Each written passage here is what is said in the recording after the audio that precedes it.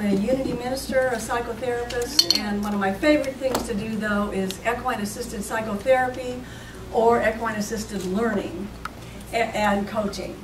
And so the question is, why are horses such amazing teachers of spiritual intelligence in humans? And truly, the horse is a master relationship expert. They're a prey animal as opposed to a predator. And a lot of times people think, well, that means they're afraid. And that misses the whole point. The thing about horses is that they have evolved for millions of years to know how to stay safe. And so there's 4 ways, especially, that they stay safe. First of all, they know how important it is to be connected to their herd. We humans could learn a lot about that. They know how important it is to pay attention to nonverbal communications. They are honest. If a horse is upset or mad, you know it, but they don't carry grudges about it. They're able to deal with it and move forward. And then fourth, horses, when they're often considered, well, they are a flight animal, but you know, they have enough sense when there's something really dangerous to move out of it, instead of just staying and pretend they're not afraid. So in equine coaching and learning, the horse is often called a 1,000-pound mirror. They are able to reflect back to humans nonverbal messages that the human isn't even aware that they're sending. And so I would like to give you a little example of a horse that I worked with one time named Justice, or actually it was a client. It was a man going through, he was going through his 3rd divorce.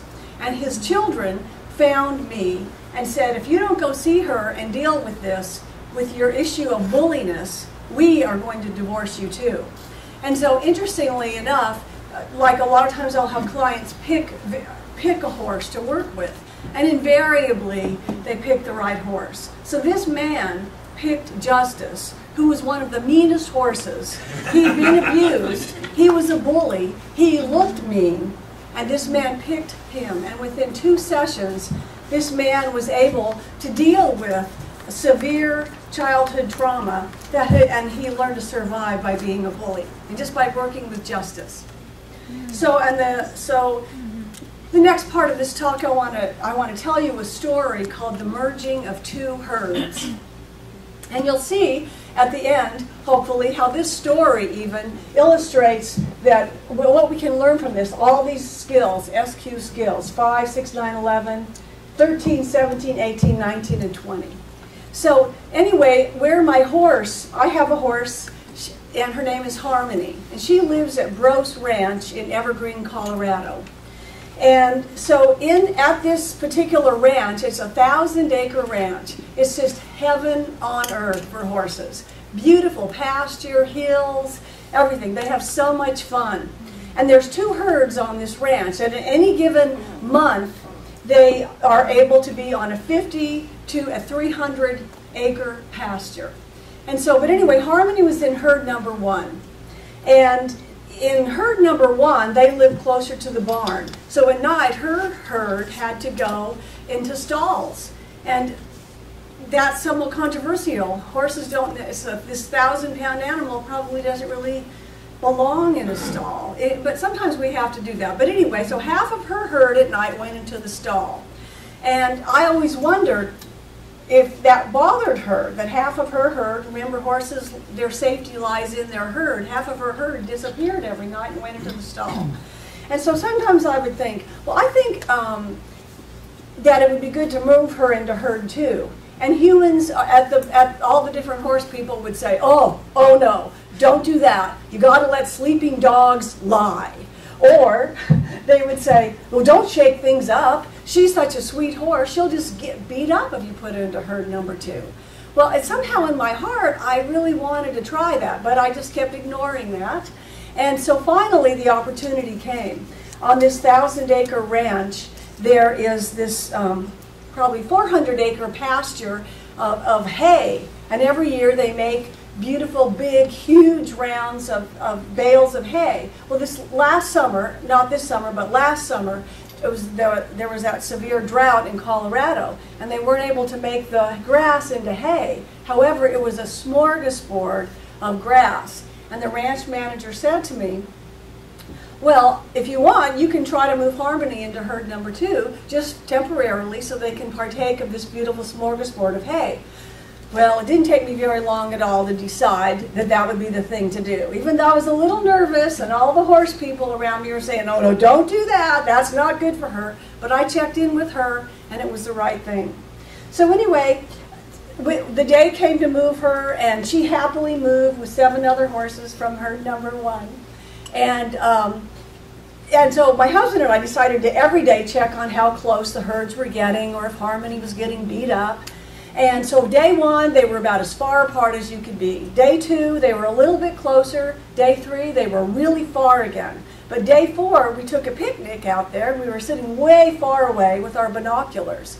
And we couldn't really tell which horse was moving, but Harmony, actually, we didn't know. We had our binoculars, but she was moving closer and closer to the other herd and leading. And here was this horse, which is not a small one, but it was going to be so beat up. And she's the one that led her herd to merge with the other herd. And by the end of that day, the herd was won. So let us look at what these horses taught us. First of all, sometimes the grass is greener on the other side. And when we look at making changes, however, often we humans will focus more on the loss and all the negative feelings that will come up, and we don't make the change. We just choose to stay stuck. Another thing the horses taught us that day is that it's important to go slowly.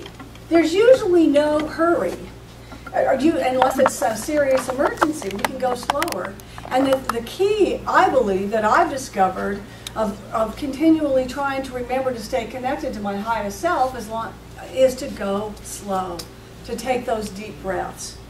And another thing that day was to be respectful. And I think the easiest way to be respectful, the horses taught us, is to stay connected to our higher self. And as I am respecting myself, it is very easy for me to respect others. And then finally, take the lead when you want to lead, or maybe negotiate it. Or if you want to be a follower, follow. But if you follow, don't keep complaining at the leader. And then also, if you're going to lead, lead with confidence. And so a fun twist in this work that I do with my horse is her history is that she, at the age of a year, so she would be a year-old filly, she was sent to Canada to train to be a racehorse, because she's a thoroughbred. She's a 14-year-old thoroughbred now. But she wound up with a knee injury, which was really a blessing from heaven, because those thoroughbred horses, you know, they're so injured in the racing that they do. So she was taken back to Lexington, Kentucky, and for 10 years she was a brood mare. She bred 2 champions, one is in New Zealand, but her 3rd baby at birth died at birth. Well, this upset her owner so much, her guardian, I like to call them guardians or horse parents, but he gave her away. He couldn't deal with the grief of her losing her baby. Gave her away to the Thoroughbred Retirement Foundation. And then at the Thoroughbred Retirement Foundation, because she had surgery, she was stuck in a stall. She had never been in a stall her entire life. And so she picked up a stall vice, which is there's many stall vices, but one of them is called wind sucking.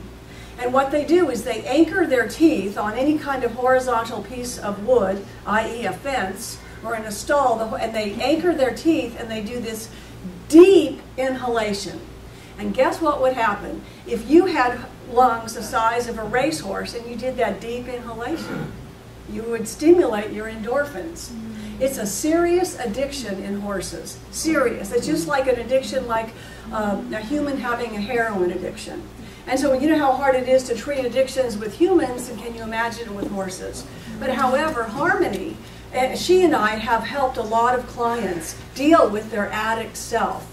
We were on television one time a few years ago where I called up the news station and I said, I would like to show you how horses can help, and especially help with addicts. And so the producer said, well, you have to bring in someone that's an addict, a current addict. And so and I did. I found a client who was a heroin addict. He'd been in treatment 7 times.